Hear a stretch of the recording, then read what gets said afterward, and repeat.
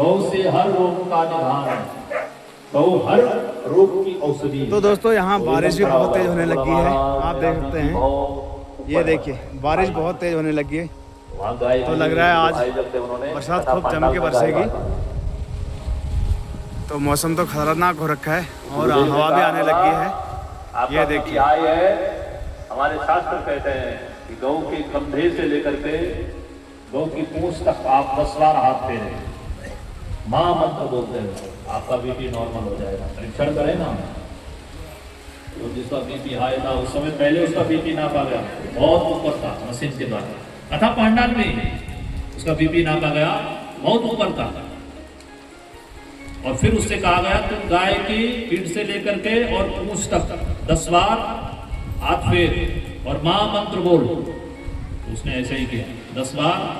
पूरा अथा जन समुदाय सामने बैठा है, कथा चल रही है, और वो व्यक्ति गौ के पीठ से लेकर के कंधे से लेकर के और पूंछ तक हाथ फेर रहा है, और 10 बार उसने फेरा और मामा बोला उसने।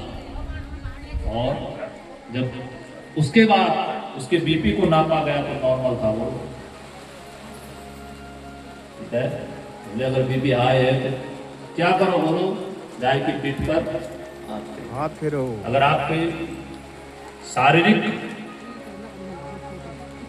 त्वचा में कोई समस्या है, दाने हो रहे हैं, कोई रोग है, तो किससे स्नान करो, बोलो गाय के गोबर से, गाय के गोद से खत्म हो जाएगी, एलर्जी खत्म हो जाएगी। हर रोग का निदान है।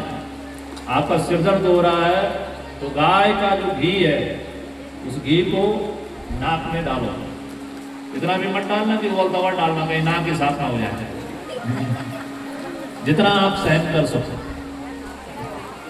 उतना आप अपने नाक में डालें, गुनगुना जितना आप सहन कर सकते उतना आप अपने नाक में डालें, कुछ देर लेटे रहें। आपका कितना भी असत्य सिर दर्द क्यों ना हो, कई महीनों का, कई सालों का क्यों ना हो, वो सब खत्म हो जाएगा।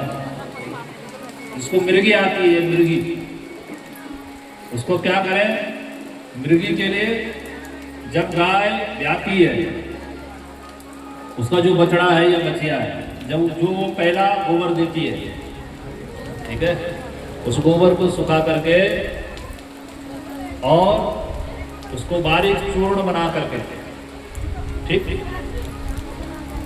और उस चूर्ण को उस व्यक्ति की नासिका में भरना है, किसकी, जिसको मृगी आती है, मृगी, जब उसको मृगी आए उसकी नासिका में वो चूर्ण भरना है, जो कि नए बछड़े का क्या है, गोबर है, उसको सुखा करके चूर्ण बना करके, और मृगी जिसको आ गई है, जिस समय उसको मृगी आई है उस समय उसके नाक में भरना है वो चूर्ण।